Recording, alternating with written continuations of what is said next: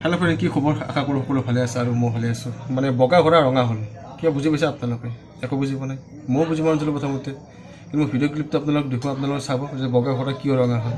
আজিকালি দিনতো মানে ইমান অন্ধবিশ্বাস, মানুহবিলাক কোনটো যুগত জীয়াই আছে? মানে এতিয়া শতিকা আৰু আগৰ শতিকা মাজত পাৰ্থক্য মানে একো নাই চাগে, তেনেকুৱা হৈ আছে। আজিকালি দিনতো ইমান অন্ধবিশ্বাস মানুহৰ মানে মানুহ পাগলৈ যাব। আজিকালিতো বিজ্ঞানৰ যুগ, তাৰ পাছতো মানে মানুহৰ এনেকুৱা মানে পৰিস্থিতি।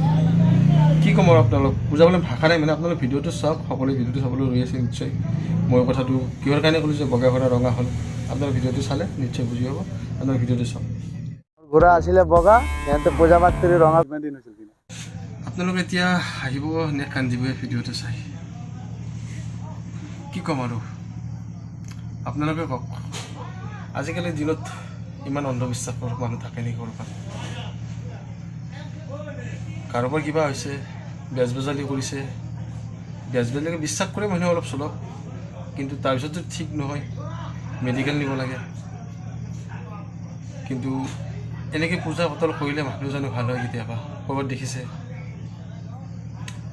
কিছুমানত হয়, নহয় বুলি নকওঁ, কিন্তু চবতে নহয় ন, সেইটো কথা ভাবি চাব লাগে।